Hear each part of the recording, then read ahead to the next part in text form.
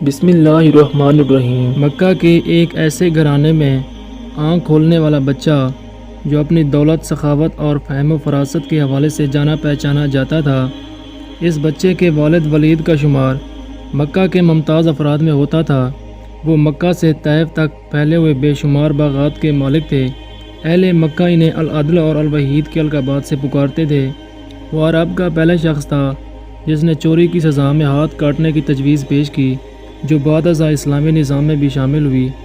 فوجی مہارت میں بھی ولید کا جواب نہ تھا۔ یوں اس بچے کو دولت اور مذکورہ خوبیوں کا سرمایہ ورثے میں ملا۔ بچے نے بڑے شاہانہ انداز میں پرورش پائی۔ اس کے باوجود اسے مردانہ کھیلوں اور فنون حرب ضرب سیکھنے کا جنون تھا۔ اس نے گھوڑ سواری، شمشیر زنی اور تیر اندازی بچپن میں ہی سیکھ لی تھی۔ کشتی اور نیزہ بازی میں بھی اس کا کوئی ثانی نہ تھا۔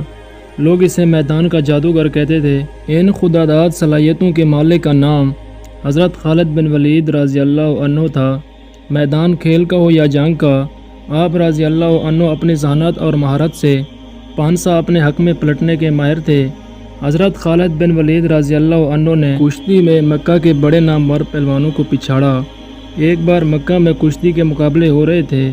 حضرت عمر فاروق رضی اللہ عنہ، جن کا شمار شہر کے نامور کشتی لڑنے والوں میں ہوتا تھا، آپ رضی اللہ عنہ کے مقابل تھے۔ دونوں ایک دوسرے کو پچھاڑنے کی بھرپور کوشش کر رہے تھے۔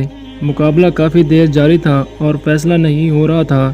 اچانک حضرت خالد بن ولید رضی اللہ عنہ کا داؤ چل گیا۔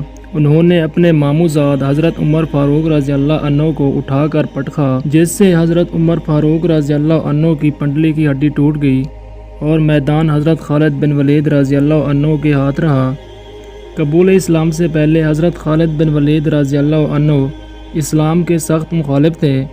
آپ رضی اللہ عنہ اسلام اور مسلمانوں کو نقصان پہنچانے کی ہر ممکن کوشش کرتے اور میدان جنگ میں مسلمانوں کے خلاف پیش رہتے تھے۔ جنگ احد میں فتح یاب مسلمانوں کو شدید نقصان پہنچانے والے حضرت خالد بن ولید رضی اللہ عنہ ہی تھے۔ ذہانت، حاضر دماغی حالات کا تجزیہ کرنے اور جنگی حکمت عملی میں آپ رضی اللہ عنہ کو کمال حاصل تھا۔ اسی ذہانت، معاملہ فہمی اور جنگی سوجھ بوجھ نے حضرت خالد بن ولید رضی اللہ عنہ کو کچھ عرصے سے عجیب کشمکش میں مبتلا کر رکھا تھا۔ یہ سن 628 کا موسم بہار تھا۔ پودوں پر کلیاں پھول بن کر کھل رہی تھیں۔ بازاروں میں رونق بڑھ رہی تھی۔ حج کا زمانہ قریب آ رہا تھا، اسی لیے عارضی دکانوں اور ٹھیلوں نے شہر میں چہل پہل بڑھا دی تھی۔ لیکن عجیب بات یہ تھی کہ اس بار بنی مخزوم کا شہزادہ حضرت خالد بن ولید رضی اللہ عنہ کچھ اداس اور کھویا سا تھا۔ وہ شہر میں منعقد ہونے والے جسمانی اور جنگی کھیل تماشوں کے مقابلوں سے بالکل لا تعلق تھا، جن میں وہ ہمیشہ بڑھ چڑھ کر حصہ لیتا تھا۔ اس کی سوچ کا محور اسلام کی ہر روز بڑھتی ہوئی طاقت تھی۔ حضرت خالد بن ولید رضی اللہ عنہ سوچ رہے تھے کہ اب تک اسلام کے مخالفین نے مسلمانوں کو میدان جنگ میں 28 بار للکارا ہے، لیکن اپنی تمام تر عددی برتری اور بہتر جنگی ساز و سامان کے باوجود ذلت اٹھائی۔ کبھی آپ رضی اللہ عنہ کے ذہن میں جنگ بدر کا نقشہ پھرنے لگتا، جب معمولی ہتھیاروں سے لیس 313 مسلمانوں نے ابو جہل کے لشکر کو شکست فاش سے ہمکنار کیا تھا۔ کبھی جنگ احد میں مسلمانوں کی ثابت قدمی اور جان نثاری آپ رضی اللہ عنہ کی آنکھوں میں پھرنے لگتی، تو کبھی حضرت خالد بن ولید رضی اللہ عنہ چشم تصور سے مکہ کے ناقابل شکست پلوان اذکار کو رسول اللہ صلی اللہ علیہ وآلہ وسلم کے ہاتھوں خاک چاٹتے ہوئے دیکھتے۔ آپ رضی اللہ عنہ کا ذہن اور تجربہ بے سر و سامان مسلمانوں کی ان عظیم فتوحات کو سمجھنے سے قاصر تھا۔